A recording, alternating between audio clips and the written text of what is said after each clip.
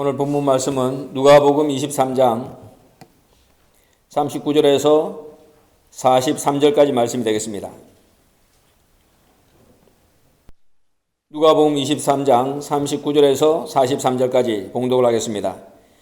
달린 행악자 중 하나는 비방하여 가로되 내가 그리스도가 아니냐 너와 우리를 구원하라 하되 하나는 그 사람을 꾸짖어 가로되 내가 동일한 정죄를 받고서도 하나님을 두려워 아니하느냐 우리는 우리의 행한 일에 상당한 보응을 받는 것이니 이에 당연하거니와 이 사람의 행한 것은 옳지 않은 것이 없느니라 하고 가로되 예수여 당신의 나라에 임하실 때에 나를 생각하소서 하니 예수께서 이르시되 내가 진실로 내게 이르노니 오늘 내가 나와 함께 낙원에 있으리라 하시니라. 이는 하나님의 말씀이니라. 아멘. 오늘은 고난주간 넷째 날 수요일, 오늘은 침묵의 날이라고 그러고 또 은퇴의 날이라 기도의 날이라 이렇게 여러 가지 별칭으로 불리는 날입니다.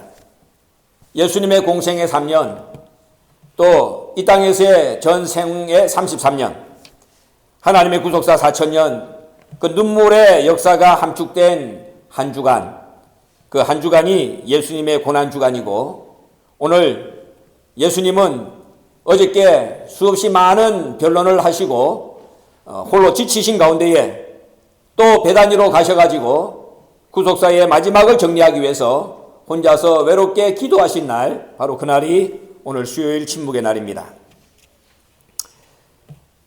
우리가 이 고난주간을 구속사의 압축반이라 이렇게 부를 때에 그 매일매일의 주님의 행적이 우리를 구속하는 하나님의 천년의 눈물을 담고 있기 때문에 그 발걸음 결코 가볍지 않다. 그래서 우리가 별칭을 갖다 붙여서 기억하고 있죠. 주일날은 종려주일입니다. 예수님께서 낙이 타고 우리 각자의 마음의 성 예루살렘 성에 입성하신 날이죠. 이미 예수님은 우리의 마지막을 보고 계십니다. 멸망받을 수밖에 없는, 멸망당하는 그 처참한 모습, 그 모습을 예수님은 이미 보시고 우시면서 그 예루살렘 성을 입성을 하신 겁니다. 이미 우셨습니다.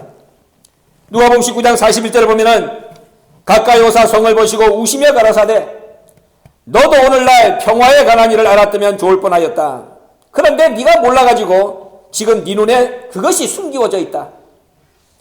날이 이르면은 너의 원수들이 토성을 쌓고 너를 눌러 사면으로 가두고 너하고 네 자식들을 땅에 메어치고 돌이 하나도 돌 위에 남기지 않는 그러한 처참한 날이 이를 것이다. 그런데 이것은 내가 그렇게 너희에게 공고를 했지만은 네가 그 공고받는 날을 알지 못했기 때문이다. 그렇게 말씀을 하시면서 예수님은 이 예루살렘 성에 입성하기 전에 먼저 우셨습니다. 멸망당하는 모습을 이미 보셨습니다. 처참한 끝이 예비되어 있음에도 불구하고 그 끝을 보지 못하고 사는 어리석은 인생들, 그 인생들을 보시면서 통탄하신 것이죠. 본다고 하지만은 눈뜬 소경들입니다. 듣는다고 하지만은 영적으로 기머거립니다. 그래서 봐야 될 것을 보지 못하고 들어야 될 것을 듣지 못함으로 말미암아서 멸망당하고 말 우리의 마지막의 모습, 예수님은 그것을 보시며 우신 것입니다. 나귀를 타고 입성하실 때에 이스라엘 백성들이 예수님을 어떻게 영접했습니까? 종려나무 가지를 길에다가 꺾어서 뿌렸습니다. 자기의 겉옷을 벗어서 길에 깔았습니다. 그리고 호산나 다윗의 자손이여 나를 구원하소서. 예수님이 구세주라는 것을 알고 자기를 구원해달라고 그렇게 외쳤습니다. 그러면서 자기가 할 수 있는 최고의 정성을 보였습니다. 자기가 입고 있던 옷을 벗어가지고 그 겉옷을 길바닥에 깔았다. 자기를 깐 것입니다. 그렇게 예수님을 구세주로 영접을 했습니다. 그러면은 그 예수님을 그렇게 구세주로 믿고 영접을 했으면 마지막까지 그 모습이 변하지 않아야 될 거 아닙니까? 그런데 자기의 모든 것을 내던지고 영접했던 예수님, 그 예수님을 5일 만에 배반하고 맙니다. 5일 뒤에는 폭도로 변해가지고 예수님을 십자가에 못 박아달라. 아예 내가 그 핏값을 치르겠다. 우리 자손에게 또 나에게 그 핏값을 물어라. 그러면서 이 강도 바라바보다도 못한 그런 존재로 예수님을 취급을 했습니다. 누구의 모습입니까? 오늘 저와 여러분의 자화상이 아니라고 우리가 자신 있게 말할 수 있습니까? 오늘 예수님께서 예루살렘에 인석할 때에 어제는 예수 믿는다고 헤헤거리고 오늘은 또 시험에 들어가지고 어둠 속에 처박혀 있고 누구의 자화상이냐 그 말이죠. 월요일 날은 권위의 날이라고 말합니다. 이날 예수님은 열매가 없는 무화과 나무를 저주했습니다. 그리고 강도의 구렬로 변해버린 예루살렘 성을 청소하셨습니다. 입만 무성한 무화과 나무 누구를 가리킵니까? 성령을 모신 기도하는 내 아버지 집 거룩한 성전이 강도의 구렬로 변했습니다. 무엇을 의미합니까? 예수 믿은 지 몇십 년이 되고 말씀을 받은 지 수십 년이 된다 할지라도 여전히 주인을 알아보지 못합니다. 여전히 주인의 집을 더럽히고 있습니다. 주인을 알아보지 못하고 주인의 집을 더럽히고 있는 이들을 향해서 예수님이 하신 말씀은 뿌리까지 말라버려라. 생존권마저 박탈하고 마는 그러한 아예 존재의 근원을 지워버리는 그러한 심판이었습니다. 얼마나 무서운 말씀입니까? 주인을 알아보지 못해. 그리고 주인의 집을 지 마음대로 더럽히고 있습니다. 예수님께서는 아예 너는 존재 자체가 없다. 이 땅에 오지 않았다는 겁니다. 아예 너는 하나님의 생명책에 존재 자체가 아예 처음부터 없었다는 거죠. 그게 뿌리까지 말라버린 생존권을 박탈당한 열매가 없는 무화과 나무의 마지막의 모습인데 이것이 과연 누구의 모습이냐 하는 말씀입니다. 화요일 날은 변론의 날입니다.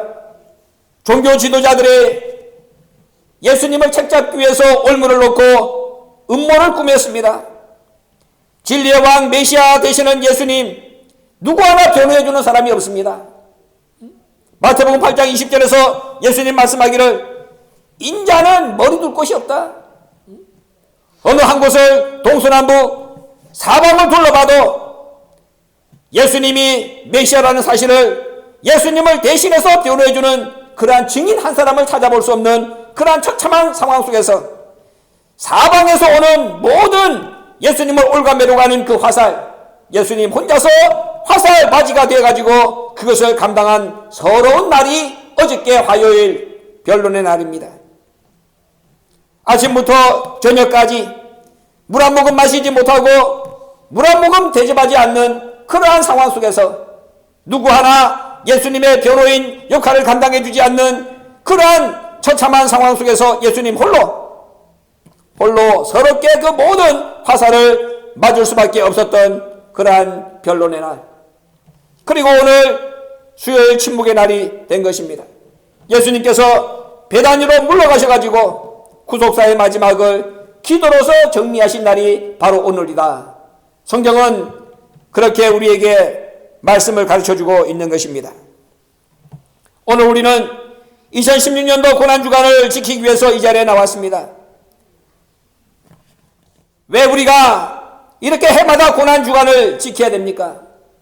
왜 우리가 주님의 고난을 되돌아보는 시간을 갖지 않으면 안 된다고 하나님은 우리를 이렇게 고난 속으로 오늘도 내몰기를 원하십니까?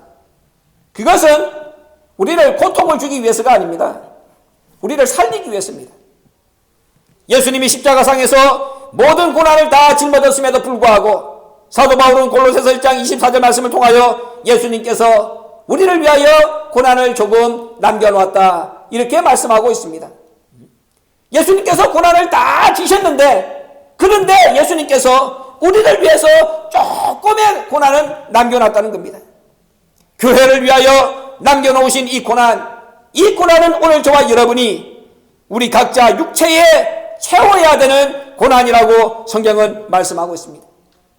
교회를 위하여 예수님께서 고난을 조금 남겨놨는데 이것은 우리 각자가 자신의 육체에 채우라고 남겨놓으신 고난이다.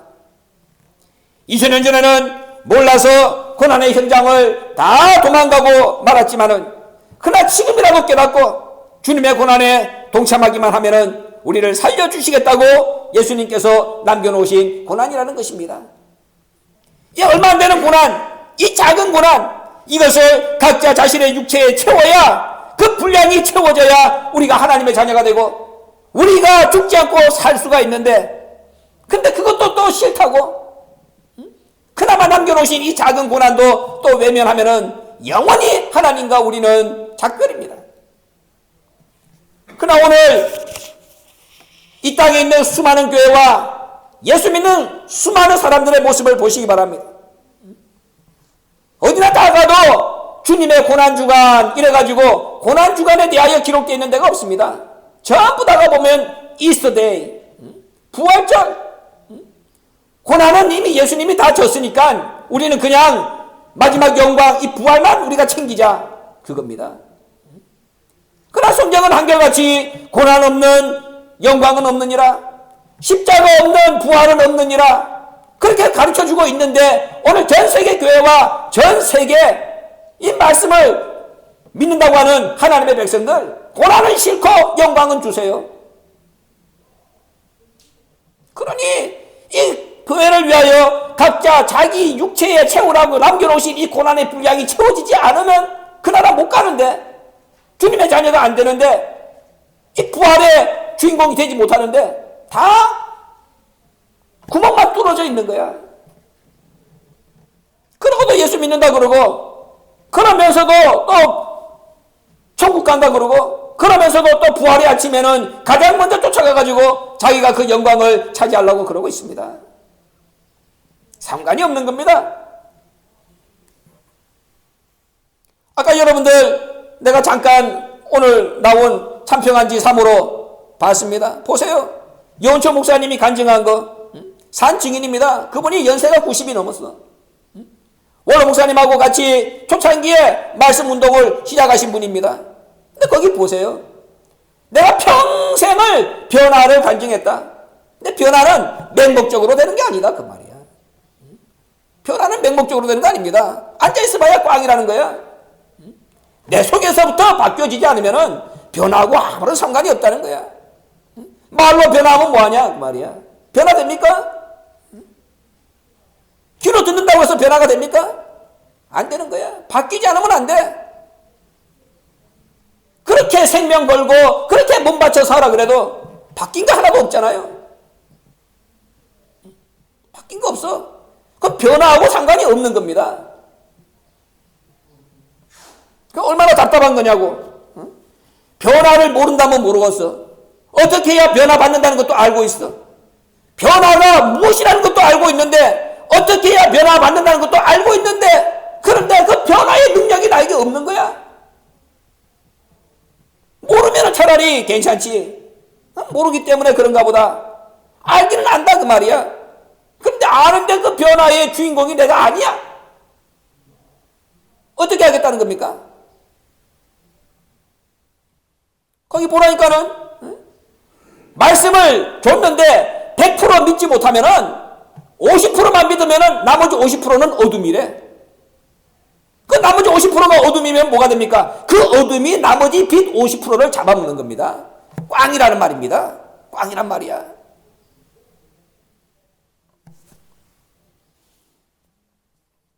근본고난 주간에는 예수님의 십자가상에서의 7 말씀을 집중 분석해 본다고 말씀을 드렸습니다. 그리고 지난 주일날 예수님의 첫 번째 말씀 용서의 기도, 누가복음 23장 34절에 기록되어 있는 이 용서의 기도에 대하여 우리가 함께 공부를 했습니다. 오늘은 두 번째 말씀이죠. 우편강도에게 허락한 낙원. 오늘 본문 누가복음 23장 39절에서 43절까지 말씀입니다. 예수님은 우편강도에게 십자가상에서 오늘 나와 함께 낙원에 있으리라. 십자가상에서 예수님이 구원의 십자가를 펼치고 계십니다. 이 얼마나 놀라운 장면입니까? 지금 당신이 십자가에 달려있는데 그 십자가상에서 예수님이 구원의 십자가, 우편강도를 위해서 구원의 십자가를 펼치고 있는 거예요. 이게 예수님이 하나님이 아니시면은 이것이 가능한 일입니까? 불가능한 일이잖아요.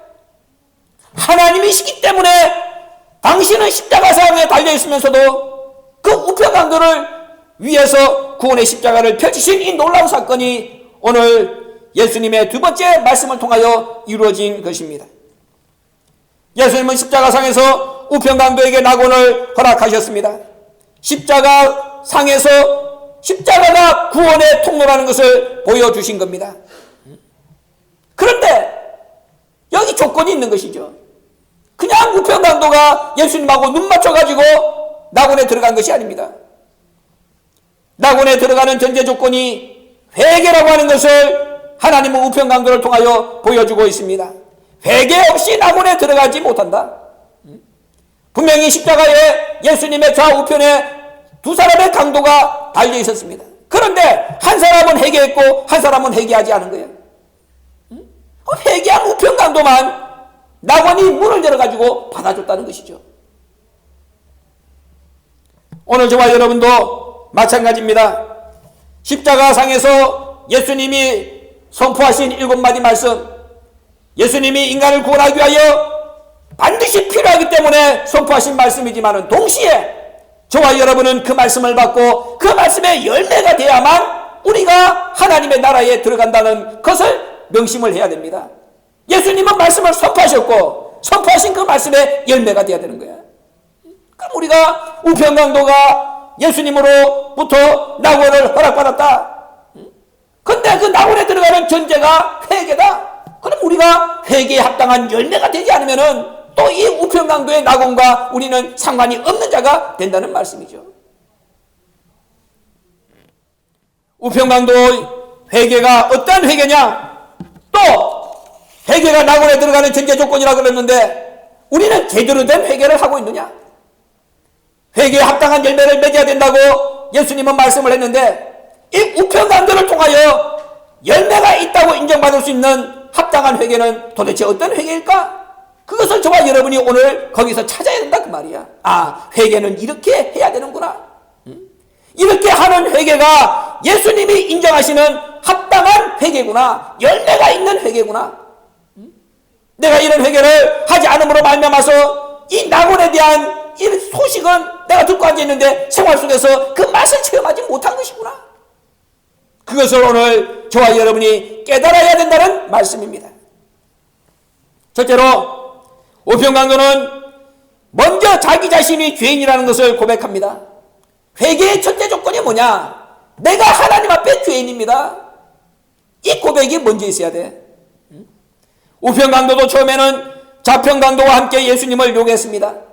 마태복음 27장 44절과 마가복음 15장 32절 말씀을 보면은 좌우에 있는 강도가 다 협동해가지고 예수님을 공격했습니다. 요구했습니다.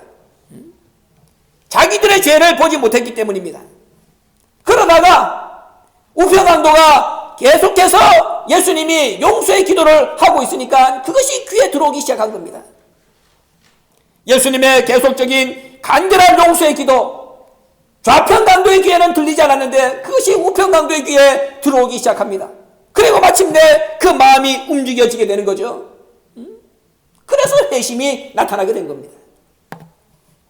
우편강도는 예수님의 용서의 기도를 듣고 회심하게 되는데 그 과정이 우리가 하나님 앞에 합당하다 인정받는 회개의 과정입니다. 먼저 자신의 죄를 인정하죠. 죄 고백입니다. 죄 고백. 누가복음 23장 41절 말씀을 보세요. 우리는 우리의 행한 일에 상당한 보응을 받는 것이니 이에 당연하거니와. 자기 죄를 지금 자기가 고백하고 있는 겁니다. 우리는 우리의 행한 일에 상당한 보응을 받는다. 뭐냐? 우리는 죽어 마땅하다 그 말이야. 우리는 죽어 마땅한 죄인들이다. 우리는 죽을 짓을 하고 살았다. 그 자기 입으로 고백하는 거야. 우리는 우리의 행한 일에 상당한 보응을 받는 것이니 이에 당연하거니와. 십자가에 매달려서 죽는 거 이건 당연해. 왜? 우리가 죽을 짓을 했기 때문에. 이렇게 우편강도는 먼저 자신의 죄를 고백을 합니다. 그 다음에 자신의 죄를 고백하고 난 뒤에 두 번째가 뭐냐?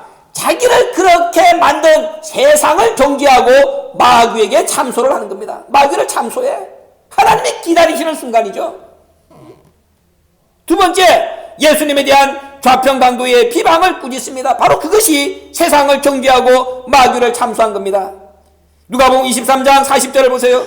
하나는 그 사람을 꾸짖어 가로되 내가 동일한 종죄를 받고서도 하나님을 두려워 아니하느냐. 좌편강도를 향하여 꾸짖는 거야. 여러분 생각해봐. 같이 강도짓을 했습니다. 얼마 전까지만 해도. 그리고 조금 전까지만 해도 자기하고 같이 그 좌편에 있는 강도가 예수님을 욕했습니다. 그런 자가 예수님을 하나님으로 알아보는 순간 친구를 향해서 하나님을 두렵게 여겨야 된다 책망하고, 네가 어떻게 하나님을 두려워하지 않느냐? 네가 동일한 정죄를 받고도 아직도 정신 차리지 못했느냐? 죄에 대하여 눈을 뜨자 하나님의 지혜가 이 우편강도에게 찾아온 거야. 하나님의 지혜가. 성경을 보세요. 성경 어느 곳을 봐도 사복음서에 우편강도 좌편강도라고 말하고 있지 않습니다. 그럼 왜 우리가 우편강도라고 얘기하고 좌편강도라고 얘기하느냐? 전도서 10장 2절 말씀 때문입니다.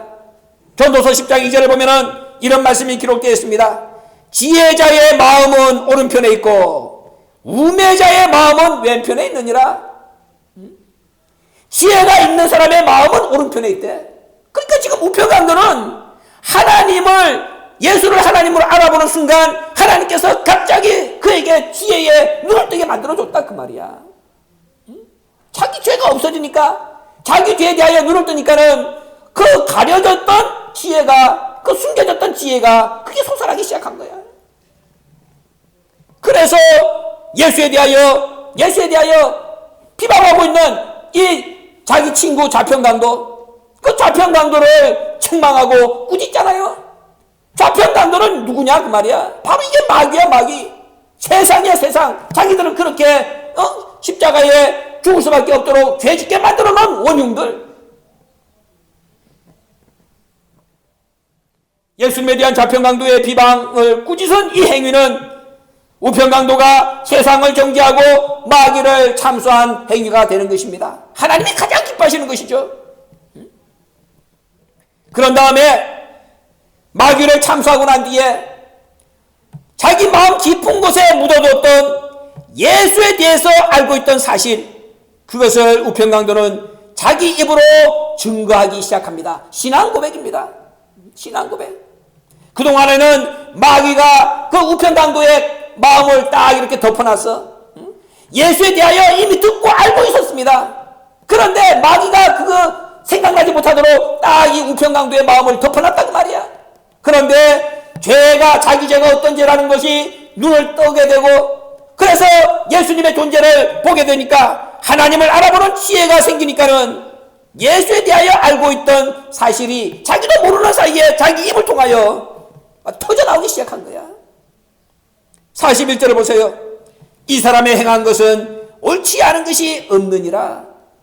이미 이전부터 십자가에 달려서 이렇게 예수님과 같이 매달려 있기 전부터 이미 우편강도는 예수에 대한 소문을 다 듣고 다 알고 있었다는 거야.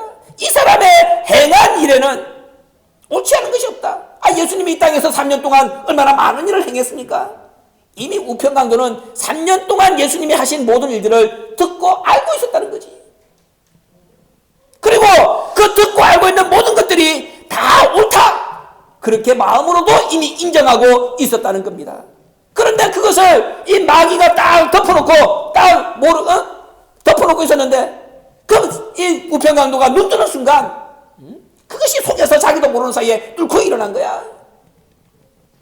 그래서 4,000년 인류 가운데에 최초로 예수님이 그렇게 공생의 3년 동안 찾으셨던 예수님의 변호사 한 사람을 예수님이 지금 우편강도를 통하여 찾았다는 말이야. 이 얼마나 놀라운 일입니까? 아까 얘기했잖아.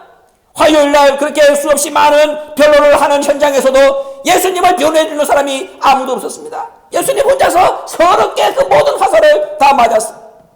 그런데 지금 이 십자가상에서 이 우편강도가 웬일인지 지금 자신의 모든 죄를 다 고백하면서 예수님이 이전에 3년 동안 행하신 모든 일이 다 옳다, 세상을 향하여 마귀를 향하여 십자가상에서 처음으로 그렇게 하나님 아버지 아버지가 찾으시고 예수님이 찾으셨던 한 사람의 변호사 역할을 지금 감당을 하고 있다 하는 말입니다. 이 얼마나 엄청난 사건입니까? 왜 이런 일이 가능했느냐? 자기의 죄를 볼 수 있었기 때문이에요. 자기 죄를. 우편강도가 자기 눈으로 자기의 죄를 볼 수 있게 되니까 이런 놀라운 일이 벌어진 겁니다. 자기 죄를 보게 되니까는 뭐가 또 보였느냐? 예수님이 무지하다는 것이 보인 거야. 예수님이 죄가 없는 분이구나. 우리가 내 죄가 예수님의 무죄를 가리기 때문에 우리는 예수님도 우리 자신과 동류라고 착각을 하고 죄를 짓습니다. 내가 죄를 가지고 있으면은 예수님의 죄 없는 것도 가려져. 그래가지고 예수님이나 나나 동류다 이렇게 착각하고 죄를 짓는다 그 말이야. 예레미야 5장 25절 보면. 근데 내가 내 죄를 싹 들여다볼 수 있는 이 영적인 눈을 갖게 되니까는 내 죄를 들여다보는 순간 예수님은 죄가 없는 분이구나 그것이 보이게 됐다 그 말이야. 예수님의 의를 보지 못하면은 우리는 절대로 의인이 될 수가 없는 겁니다. 그래서 자기 자신의 죄를 보는 것이 가장 중요한 거야. 가장 중요한 거야. 오늘 왜 우리가 이렇게 말씀을 받으면서도 왜 그 말씀에 내가 눈을 뜨지 못하느냐? 왜 말씀의 의로움이 나한테 와가지고 그것이 깨달음으로 역사되지 못하느냐? 아직도 우리 각자가 자기 자신이 얼마나 큰 죄인이고 얼마나 무서운 죄인이고 우리가 어떤 죄를 지었는지 그거를 제대로 보지 못하기 때문이라고 오늘 우편강도를 통하여 하나님은 우리에게 가르쳐주고 있는 것입니다. 말씀이 깨달아지지 않는 이유는 아직도 자기 자신의 죄를 우리가 제대로 못 보기 때문이야. 아까 말씀하신 게 그거잖아. 내가 100% 말씀을 받았는데 내가 100% 믿지 못하고 50%만 믿는다. 50%는 어둠이다. 그 어둠이 나머지 빛까지 다 잡아먹어버리는 거야. 그래서 우리가 나의 죄를 빨리 벗어 던져야 된다 그 말이지. 이처럼 자기 자신의 죄를 인정하고 고백한 우편강도 그 다음에 한 일이 무엇입니까? 이제 자기 죄를 다 고백하고 나니까는 이제 우편강도가 할 일은 자기를 생각해달라고 불쌍히 여겨달라고 예수님 앞에 간청하는 일밖에 없는 겁니다. 42절 보세요. 자신의 영혼을 의탁하고 있잖아요. 가로되 예수여 당신의 나라에 임하실 때에 나를 생각하소서. 자기의 영혼을 의탁하는 거야. 나는 죄인입니다. 나는 정말로 세상의 하수인이 돼가지고 마귀의 하수인이 돼가지고 그동안 세상이 나에게 요구하는 대로 지 마음대로 살아왔습니다. 내가 듣기로는 선한 일, 옳은 일, 착한 일 어떻게 해야 된다는 거 다 알고 있었지만은 피를 맞고 살았습니다. 그걸 자기 입으로 다 고백해. 그 다음에 자기 존재를 놓고 보니까는 자기가 얼마나 연약한 존재인지, 자기가 얼마나 어리석은 존재인지, 자기가 얼마나 무능력한 존재인지 그것을 깨닫게 된 거예요. 그러니까 그 다음에는 뭐 해야 되겠습니까? 이런 나를 맡아주세요. 이런 나를 맡아주세요. 예수님에게 자기를 생각해달라고 간청하는 이 우편강도의 기도를 우리가 볼 수가 있습니다. 이것은 예수를 제대로 보았다는 증거입니다. 자기 영혼을 맡길 자, 자기 영혼의 주인으로 예수를 보지 않으면 이런 일이 가능하지 않잖아요. 그러니까 자기가 자기 죄를 다 버리고 이 눈을 뜨게 되니까는 마침내 자기 영혼을 의탁할 존재가 자기 눈에 들어오기 시작했다는 것입니다. 그러나 좌편강도는 자신을 보지 못했습니다. 여전히 자기 죄가 어떤 죄인지를 알지 못했기 때문에 자기 자신을 보지 못하고 자기 자신을 보지 못하니까 예수님도 보이지 않았잖아요. 그래가지고 이 좌편강도는 계속해서 뭐라고 십자가에서 쫑알거립니까? 예수님을 향해서 야, 할 수 있으면 네 자신을 구원해. 네가 그리스도 아니냐? 너하고 나를 함께 구원해라. 누가복음 23장 39절에서 그러잖아요. 너하고 나하고를 함께 구원해라. 예수님을 자기 수준으로 끌어내려 비방을 하고 있는 이 어리석은 좌편강도의 모습을 우리가 볼 수가 있다는 것입니다. 왜? 자기 죄를 못 보기 때문에. 나를 생각해달라는 말은 용서해달라는 말입니다. 자기 존재도 예수님의 용서의 대상에 포함시켜달라는 간절한 기도죠. 이 얼마나 위대한 간청입니까? 자기가 강도입니다. 근데 강도가 어떻게 이 염치 없이 자기를 구원해달라고 얘기를 할 수 있겠습니까? 정상적인 사람 같으면 그 얘기 못할 거 아니야. 예수님, 나는 강도입니다. 근데 내가 무슨 염치가 있어가지고 예수님 보고 나를 구원해달라고 지금 내가 이렇게 말씀을 할 수가 있겠습니까? 저는 못합니다. 만약에 보통 사람 같으면 그렇게 생각했을 겁니다. 그리고 우리가 보통 사람 같으면 그렇게 하는 것이 맞다고 또 생각을 했을 겁니다. 그런데 이 우평강도의 기도가 위대한 것은 그 차원을 넘었다는 겁니다. 보통 사람 같으면은 아이고 내가 강도짓을 했는데 또 조금 전까지만 해도 예수님을 비방했는데 내가 무슨 염치가 있어가지고 나를 용서해달라고 하겠습니까? 아이고 나는 그런 말 못합니다. 그러면은 예수님이 오늘 네가 남원에 간다 말씀 못하잖아요. 그런데 우평강도는 달랐습니다. 예수님이 이 지금 베풀기를 원하는 예수님의 용서의 범위가 얼마나 큰 것인가를 이 우평강도가 깨달은 거야. 예수님이 계속하여 엘레겐 아버지여 저희를 사하소서 알지 못하기 때문입니다. 계속하여 그렇게 예수님이 그 채찍 속에서 피를 쏟고 물을 쏟으면서 기도하는 그 기도를 보고 어느 순간 이 우평강도가 예수님의 용서의 그 폭이 얼마나 넓은가 그걸 깨달은 거야. 야, 저 정도의 용서의 범위라면은 나 같은 강도, 야 나도 들어갈 수 있겠구나. 내가 강도기 때문에 어떻게 예수님 용서를 받을 수 있겠습니까? 이렇게 말하지 말자. 예수님의 용서의 성격, 예수님의 용서의 범위를 이제 내가 헤아렸는데 나 같은 강도도 얼마든지 저 예수님의 용서의 품 안에 내가 들어갈 수가 있구나. 나 용서해달라고 하나님 앞에 간청해도 되는구나. 그래야 맞는 것이구나. 우평강도가 그것을 깨달았다는 겁니다. 그래서 나 같은 죄인이 어떻게 용서할 수 있겠습니까? 용서를 구할 수 있겠습니까? 이렇게 기도하지 않냐고 당당하게 예수님 나를 생각해 주세요. 나 같은 강도도 예수님의 그 사랑 속에서는, 용서 속에서는 얼마든지 품어질 수 있다는 것을 내가 깨달았어요. 그러니 나를 용서해 주세요. 히브리서 4장 16절 말씀대로 지금 우평강도가 은혜의 보좌 앞으로 담대하게 나가고 있는 이 모습, 예수님이 얼마나 기뻤는지 모릅니다. 야, 내가 지금 이 인류를 위하여 베푸는 이 용서의 폭을 네가 그렇게 넓게 이해했구나. 말씀을 깨달았기 때문에 가능한 일입니다. 우평강도는 말씀을 깨달았기 때문에 때를 따라 돕는 은혜, 나 이것 받아야 돼 그것밖에 생각하지 않았습니다. 지금은 예수님이 십자가상에서 모든 인류, 만인류를 위하여 지금 용서를 베푸는 때야, 은혜를 베푸는 때야. 여기에는 조건이 없어. 나 같은 존재, 나보다 더 악한 존재도 얼마든지 들어갈 수가 있어. 나 담대하게 그 앞에 나가기만 하면 돼. 나 살려달라고 그래야지. 하나님이 기다리신 그 기도라 그 말이야. 그러니 우평강도가 그렇게 얘기할 때 예수님이 그냥 무조건 뭐야? 아멘밖에 없는 거야. 아멘, 아멘. 좋아, 여러분. 말씀을 깨달으면은 이렇게 된다 그 말이야. 우리는 보세요. 뭐 말씀 조금 깨닫고 염치가 있는 것 같이 교회 나와가지고 죄는 그냥 엄청나게 큰 죄 짓고 와가지고 그냥 콧물 길게 짜면서 용서해 주세요. 그럼 나 같은 놈이 과연 무슨 이런 말씀을 하겠어요? 그래 놔놓고 또 다음날 되면 똑같은 짓을 또 하고 오잖아. 그리고 와서 또 가슴을 찢으면서 뭐 연약하니까 어쩌고 저쩌고. 그렇기 때문에 우리 같은 존재에게는 오늘 낙원이 없는 거야. 그래 우평강도는 세상에서 이미 지을 죄를 다 지봤어. 할 것 다 해봤어.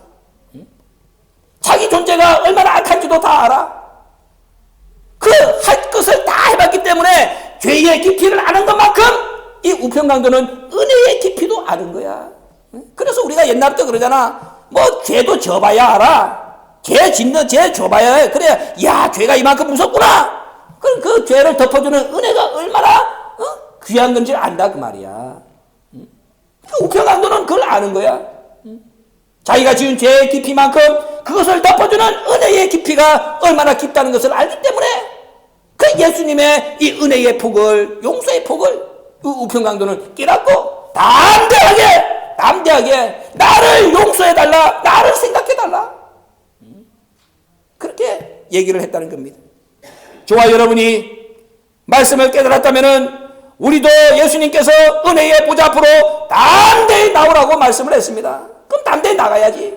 그럼 담대히 나간 사람이 똑같은 죄를 또 짓겠습니까? 우편강도가 또 똑같은 죄를 짓는다 그러면은 예수님께서 어떻게 그 우편강도에게 오늘을 줄 수가 있습니까? 하나님의 오늘이 무너지는데. 이렇게 담대하게 은혜의 보좌 앞으로 나갈 수 있는 사람은 다시는 똑같은 죄로 하나님의 가슴에 못질을 하지 않는 사람이야. 우편강도를 통하여 하나님은 그것을 우리에게 가르쳐주고 있는 것입니다. 너희가 마음껏 나에게 기도해라, 다 들어줄게. 그러나 조건이 뭐냐? 다시는 내 가슴에 못질하지 마라. 우리가 그런 마음의 각오와 결심을 가지고 은혜의 보좌 앞으로 담대히 나갈 수 있어야 된다, 그 말이야. 오늘이 마지막이다. 우편강도는 우리에게 바로 그러한 가장 귀한 가르침을 우리에게 몸으로 보여주고 있는 것입니다. 그래서 이 우편강도의 고백이 우리에게 귀하다는 것이죠. 이렇게 회심한 우편강도에 대한 예수님의 화답이 무엇입니까? 예수님은 이렇게 말씀의 깊이를 깨닫고 은혜의 보좌 앞으로 담대히 나가서 하나님의 마음을 기쁘게 해드리고 예수님의 심정을 시원하게 해드린 우편강도에게 예수님은 아멘으로 화답을 하십니다. 43절 보세요. 예수께서 이르시되 내가 진실로 너에게 이르노니 오늘 내가 나와 함께 낙원에 있으리라. 예수께서 이르시되 내가 진실로, 이 진실로가 아멘이야. 아멘. 현대의 성경에는 분명히 킹 제임스 버전에서는 참으로, 정말로, 예수님은 우편강도가 이렇게 기도하자마자 아멘으로 받아주신 겁니다. 예수님의 이 아멘 속에는 세 가지 의미가 담겨 있습니다. 첫째, 우편강도의 기도를 접수했다. 야, 내가 네 기도 접수했어. 그대로 해줄게. 왜 예수님께서 우편강도의 기도를 접수했다고 말씀하십니까? 우편강도가 예수님을 하나님으로 보는 믿음을 가졌다는 것을 확인하셨기 때문입니다. 유대인들은 천국을 하나님의 나라라고 불렀습니다. 오늘 누가복음 23장 43절에서 우편강도가 예수님에게 뭐라 그럽니까? 당신의 나라에 임하실 때에, 당신의 나라가 뭡니까? 하나님 나라 천국이야. 예수님, 당신이 곧 천국의 주인이십니다. 당신이 하나님이십니다. 이렇게 고백한 거야. 당신의 나라에 임하실 때에. 지금 자기하고 똑같이 이렇게 십자가에 달려있는데 이제 몇 시간 후면 같이 피 흘리고 영원히 죽을 건데, 그런 존재를 그냥 자기하고 똑같은 존재로 봤다면은 그런 존재한테 자기 영혼을 맡길 존재가 어디 있고, 그런 존재한테 당신의 나라가 어디 있습니까? 그잖아. 무덤밖에 없지. 근데 이 우편강도는 예수님을 이미 하나님으로 본 거야. 그러니까 당신의 나라, 천국에 임하실 때, 당신이 천국의 주인이 돼가지고 천국을 회복하실 때에, 그때에 나를 기억하소서. 예수님이 십자가에 달리는 순간까지 이 땅에 그 어느 인간이 예수님을 하나님으로 알아본 사람이 있습니까? 기껏 해서 본다는 것이 목수의 아들 예수님의 존재였지 않습니까? 근데 지금 십자가상에서 죄의 고통과 싸우는 이 절체절명의 위기 순간에 처음으로 비로소 예수님이 이 우편강도를 통해서 하나님 대접을 받고 있는 거예요. 그러니 얼마나 예수님이 기쁘셨겠어요. 그 입에서 나오는 것이 아멘. 처음으로 하나님 대접을 받는 이 감격스러운 순간이기 때문에 예수님은 아멘 하신 겁니다. 내가 너의 기도를 접수했다. 두 번째는 너 낙원에 들어가는 것 확실하다. 그 약속을 담고 있는 말씀이 아멘입니다. 예수님의 아멘은 헌이 아닙니다. 인간들처럼 그냥 공수표를 날리는 것이 아닙니다. 반드시 그리 되고야만은 신실함. 이것이 예수님의 아멘의 기초입니다. 그래서 너 낙원에 들어가는 것이 확실하다. 지금은 보증이지만은 나중에 확증이 된다. 그것을 예수님은 진실로 이 말씀 속에 담고 있는 것입니다. 그리고 예수님은 세 번째로 네가 한 행동이 나를 만족시켰다. 그렇게 인정을 하고 있습니다. 누가복음 23장 43절의 이 본문의 말씀은 이사야 53장 10절과 11절 말씀의 성취입니다. 이사야 53장 10절과 11절 말씀을 보면 이런 말씀이 기록되어 있습니다. 여호와께서 그로 상함을 받게 하시기를 원하사 질고를 남게 하셨은즉 그 영혼을 속건제물로 드리기에 이르면 그가 그 씨를 보게 되며 그날은 길 것이요 또 그의 손으로 여호와의 뜻을 성취하리로다. 가라사대 그가 자기 영혼에 수고한 것을 보고 만족히 여길 것이라. 나의 의로운 종이 자기 지식으로 많은 사람을 의롭게 하며 또 그들의 죄악을 친히 담당하리라. 이사야 53장 10절과 11절에서 예수님은 오늘 누가복음 23장 43절의 말씀 그대로 이루어졌다는 것을 인정하는 거야. 여기 보면 뭡니까? 예수님이 십자가상에서 한 씨를 만난다. 그렇게 예언되어 있잖아. 그 씨를 보게 되며 당신의 영혼을 속건제물로 드릴 때에 그 씨를 보게 된다. 그런데 예수님이 지금 십자가상에서 만 인류를 위하여 지금 속건제물로 당신을 드리고 있는데 우편강도가 와가지고 예수님이 그렇게 찾으시던 이사야 53장에 예언되어 있는 한 씨로서 자신을 지금 바치고 있는 거예요. 700년 만에 예언되어 있는 이 말씀을 성취시켜드리는 한 씨. 이 한 씨가 누구냐? 바로 우편강도. 그러니 예수님이 그렇게 기다려왔던, 공생의 3년 동안 기다려왔던 한 씨, 그렇게 만나기를 원했던 그 한 씨, 그러나 그 한 씨를 십자가에 달리는 순간까지도 만나지 못해서 안절부절 못하던 그 마음, 그 졸인 마음을 이 우편강도가 십자가에 달려서 피를 쏟고 있는 예수님 앞에 한 씨가 되어 나타났으니 얼마나 예수님의 마음이 기쁘셨겠냐 그 말이야. 만족스러운 거야.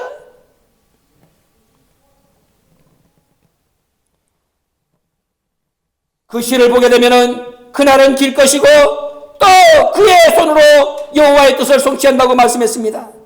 우편강도가 십자가상에서 예수님의 아멘의 열매가 되어드린 결국으로 말미암아서 오늘 저와 여러분도 그 아멘의 한 열매가 되어 이 자리에 있는 거 아닙니까?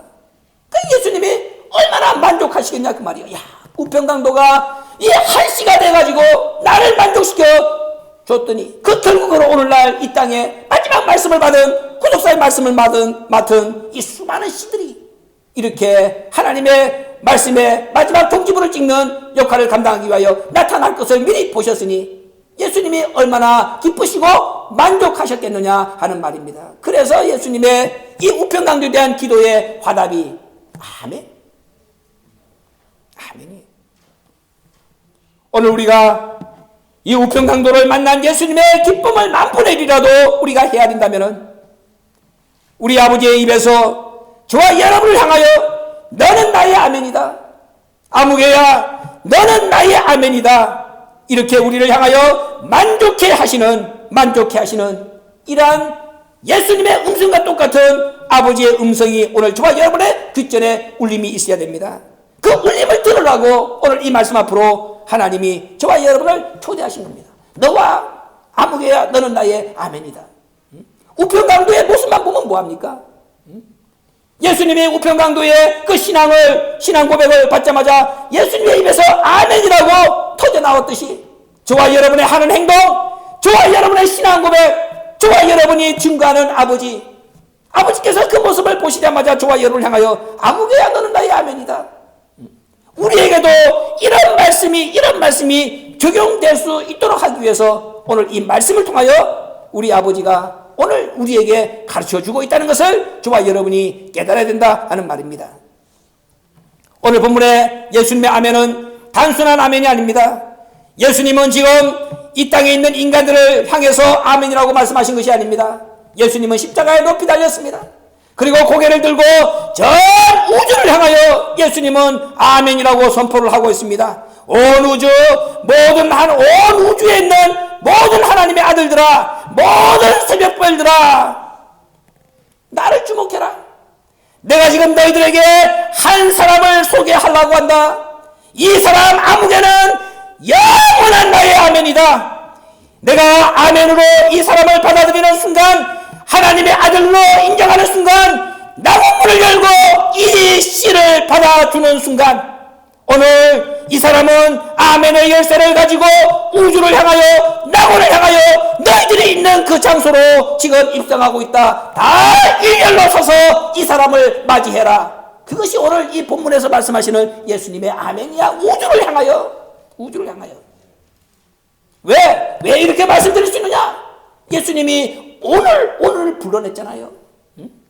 예수님이 계신 세계가 오늘의 세계 아닙니까? 예수님이 그 오늘의 세계를 불러내서 그냥 단순하게 땅에 있는 인간들은 오늘이 없잖아요. 그러니까 예수님은 하늘을 향하여 오늘을 불러낸 거야. 오늘 세계에 있는 만상을 불러낸 겁니다. 거기에 있는 하나님의 아들들, 거기에 있는 새벽별들을 불러낸 거야. 야, 아무개들아, 우주에 있는, 낙원에 있는 하나님의 아들들, 새벽별들아, 지금 또 한 사람의 오늘의 열매, 아멘의 열매가 지금 우주를 향하여, 낙원을 향하여 출발한다. 영접해라. 그 오늘을 그렇게 불러내신 거야. 그 세계에 지금 이 우편강도가 들어가고 있는 겁니다. 얼마나 부럽습니까? 신앙 고백 한번 잘해가지고, 예수님의 변호사 노릇 한번 잘해가지고, 예수님께서 우주를 불러가지고 문을 열고 낙원을 불러가지고 문을 열어놔라. 예수님이 그렇게 찾아주시는 하멜의 열매가 들어간다. 이렇게 영접할 것을 명령하시는 이 영적인 놀라운 장면, 바로 저와 여러분이 주인공이 되어서 마지막 이 말씀의 종지부를 찍으면은 하나님께서도 다시 한번 우주를 호령해서 천국문을 열라고 명령해서 저와 여러분이 들어가는 길을 활짝 열어놓고 천군 천사를 다 일렬로 대기시켜놓고 우리를 영접하고 환영하라고 이렇게 아멘을 선포해 주신다. 그것을 믿으라고 오늘 본문을 통하여 가르쳐 주고 있는 것입니다. 저와 여러분이 다 그런 열매가 되시길 주의 이름으로 축원합니다. 마지막으로 낙원에 들어가려면 신령한 오늘이 되어야 됩니다. 오늘 누가복음 23장 43절에서 예수님은 우편강도에게 오늘을 허락했습니다. 이 오늘이 어떤 오늘입니까? 문자적으로는 십자가에 달린 바로 그날이지만은 영적인 의미로는 좀 더 깊은 뜻이 있습니다. 예수님이 말씀하시는 이 오늘은 영적인 오늘이고 영원한 오늘이고 시공간을 초월한 오늘이고 영원히 변하지 않는 오늘입니다. 왜? 베드로전서 3장 18절 이하의 말씀 보면은 육체로는 죽임을 당하시고 영으로는 살리심을 받으셔가지고 십자가에 달린 바로 그날 예수님은 영으로는 옥에 있는 영들에게 전파하러 가셨기 때문에 문자적인 오늘이 아니라는 것을 우리가 알 수가 있다는 것이죠. 영적인 오늘입니다. 우리는 낮 12시간과 밤 12시간이 교차되는 24시간을 하루라고 우리가 셈하고 살아갑니다. 우편강도는 바로 이런 낮과 밤이 교차되는 빛과 어둠이 공존하는 하루를 살았던 인물입니다. 그런데 이런 인물이 오늘 예수님에게 영원한 오늘을 허락받음으로 말미암아서 이제는 영원한 낮, 또 영원한 낮, 빛만 있는 이러한 날의 주인공이 된 것입니다. 낮의 영속이기 때문에 오늘밖에 없는 시간을 살게 되었다는 말이죠. 밤이 있어야 내일도 오는데 이제 밤이 없으니 오늘밖에 없잖아요. 그잖아. 봐봐, 오늘 우리가 12시간 낮에 지냈어. 그 다음에 12시간 어둠이 봐야 돼. 근데 그것도 또 12시간 낮이야. 계속해서 12시간이 계속해서 낮만 쭉 이어봐. 내일이 안 오는 거야. 응? 낮 다음에 밤이 있어야 그 다음에 낮이 오는 것이 내일이잖아. 근데 계속해서 낮밖에 없으니까 바로 그것이 오늘이라는 거야. 그래서 이런 오늘이 있는 사람을 신령한 자라고 성경은 말씀하고 있는 것입니다. 하나님의 말씀 앞에 강팍하지 않을 때에 이런 오늘의 주인공이 된다고 히브리서 3장 15절과 4장 7절에 말씀하고 있습니다. 하나님의 말씀이 선포될 때에 강팍하지 않는 자, 그 말씀 앞에 아멘 할 수 있는 사람, 그러나 좌편강도는 강팍한 마음을 버리지 못하기 때문에 이러한 신령한 오늘의 주인공이 될 수가 없었다고 성경은 말씀을 하고 있는 것입니다. 우리가 이 땅을 살아가는 목적을 성경은 전도하라고 살려두신 것이라 이렇게 말씀하고 있습니다. 전도의 목적은 오늘을 만드는 것입니다. 오늘이 뭡니까? 빛이죠. 우리가 이 세상을 살아가는 사람들은 다 이 우편강도 같은 사람들이야. 낮 12시간, 밤 12시간, 낮 빛 12시간, 어둠 12시간. 그런 사람들한테 찾아가서 우리가 뭘 선물해야 됩니까? 우리는 오늘을 선물하는 거야. 오늘은 아까 뭐라 그랬어? 낮 12시간과 밤 12시간인데 이 밤 12시간을 낮 12시간으로 바꾸는 것. 이게 전도야, 전도. 그 예수를 심어주면은 그게 가능하잖아요. 그러니까 오늘이라고 하는 것은 우리 전도의 목적이야. 우리는 이런 일 하라고 부르심받은 존재들입니다. 예수님은 이 일을 어디서 했느냐? 십자가상에서. 그러면은 십자가보다 더 열악한 상황이 어디 있습니까? 그잖아. 그런데도 우리가 오늘 예수님이 전도하라 그러면은 이 핑계 저 핑계거리만 찾습니다. 아이고 뭐 여기서는 우리를 안 믿어줘요 어쩌고 저쩌고. 그게 예수님이 달린 십자가보다도 더 열악합니까? 십자가상에서도 예수님은 하셨는데 십자가가 아닌 이 평지에 살아가면서 무슨 핑계거리를 대냐 그 말이야. 오늘 이 본문의 말씀을 통하여 우편강도의 심정과 예수님의 심정을 우리가 정확하게 헤아렸다면 다시는 예수님의 구원의 십자가를 부끄럽게 해드리는 그러한 삶을 살아서는 안 됩니다. 우편강도처럼 한 번이라도 단 한 번이라도 예수님의 마음을 속 시원하게 해드리는 그러한 변호사 역할을 감당할 때만 우리가 오늘을 허락받을 수가 있다는 것을 명심하시길 바랍니다. 고린도전서 15장 45절 말씀을 보면 첫사람 아담이 죽은 이유와 둘째 아담 예수가 산 이유를 설명하고 있습니다. 왜 첫째 아담 첫사람 아담이 죽었느냐? 그것은 그가 산 영이 되었기 때문이다. 자기 혼자만 살았다고 기뻐하는 영, 그게 산 영이야? 그러다가 죽었어. 둘째 아담 예수님은 왜 살았느냐?